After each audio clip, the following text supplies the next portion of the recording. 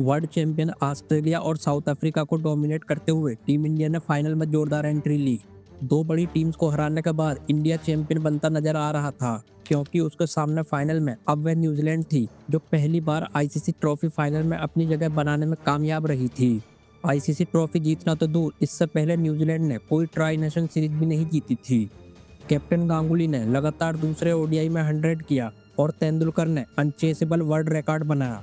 इन दोनों ने almost 150 runs की ओपनिंग पार्टनरशिप भी कर दी, लेकिन फिर नैरोबी के जिमखाना ग्राउंड पर ऐसा क्या हुआ कि टीम इंडिया के हाथ से अचानक ट्रॉफी फिसल गई और वह न्यूजीलैंड चैंपियन बन गई, जो नॉकआउट से पहले और बाद में 24 मैचेस में सिर्फ 3 ही जीत पाई थी। आज हम इंडिया की 2000 ईयर नॉकआउट ट्रॉफी फाइनल में स्पाइसी सरेंडर की बात करेंगे। ICC knockout trophy BCCI leader Jagmohan Dalmiya के दिमाग की उपज थी, जो 90s के लास्ट में आईसीसी प्रेसिडेंट थे, जिनका पर्पस क्रिकेट को अमर्जिंग कंट्रीज तक फैलाना और आईसीसी के लिए पैसा जुटाना था, ताकि उसी पैसे को क्रिकेट को बढ़ावा देने के लिए खर्च किया जा सके। 2000 ईयर में खेले गए इस टूर्नामेंट में क्राउड कम रहा। गरीबी से जूझ रहे केनियन पीपल इस टूर्नामेंट से दूर ही रहे, बट ढाका वाले लास्ट एडिशन से कमर्शियल के रूप में यह सक्सेस रहा था, जिससे आईसीसी के खजाने में वर्ल्ड कप के बाद सबसे ज़्यादा इजाफा हुआ। नैरोबी के जिमखाना क्लब ग्राउंड को टूर्नामेंट से पहले 4 लाख पाउंड से रेन्यूअल कराया गया। न्यूजीलैंड के स्टार ऑलराउंडर क्रिस केन्स अपनी राइट नी पेन के बावजूद इस मैच में खेले। फाइनल से सिर्फ एक दिन पहले ही फिजियो मार्क हैरिसन ने केन्स को खेलने के लिए फिट डिक्लेयर किया था। फाइनल से पहले सभी न्यूजीलैंड को एक वीक टीम की तरह ले रहे थे।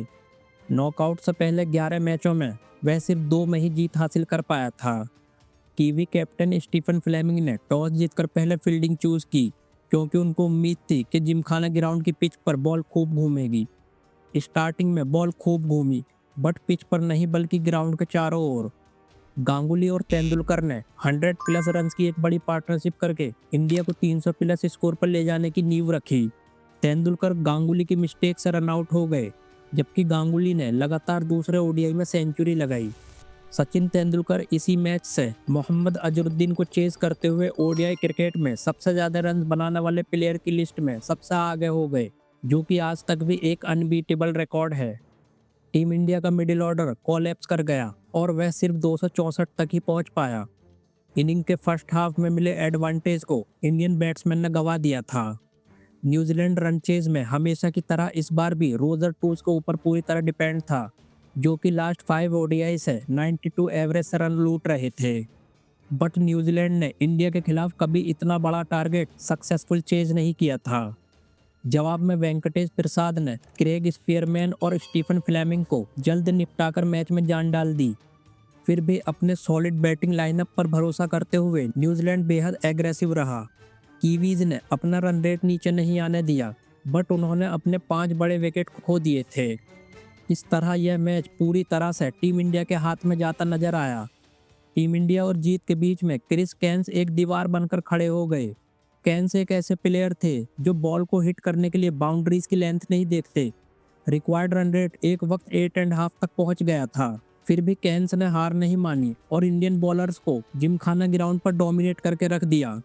उन्होंने क्रिस हैरिस के साथ मिलकर 6 विकेट के लिए एक शानदार पार्टनरशिप की, जो कि इंडिया के खिलाफ आज भी एक रिकॉर्ड है।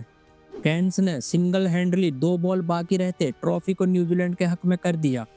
लेकिन यहाँ तारीफ करनी होगी क्रिस हैरिस की भी, जिन्होंने आउट होने से पहले 46 रनों की एक शानदार इनिंग खेली। यह न्यूजीलैंड की फर्स्ट आईसीसी ट्रॉफी जीत थी। टीम इंडिया फाइनल में उस टीम से हार गया जिसने अपनी क्रिकेट हिस्ट्री में कोई ट्राई नेशन सीरीज भी नहीं जीती थी। इस नॉकआउट से पहले न्यूजीलैंड ने 3 या इससे ज़्यादा देशों के 30 टूर्नामेंट खेले और उनमें से वह किसी में भी जीत नहीं पाया था। न्यूजीलैंड को हाल ही में साउथ अफ्रीका और पाकिस्तान ने गोदरेज सिंगापुर चैलेंज में बुरी तरह कुचल दिया था। इंडिया की इस फाइनल हार में कई की पॉइंट रहे।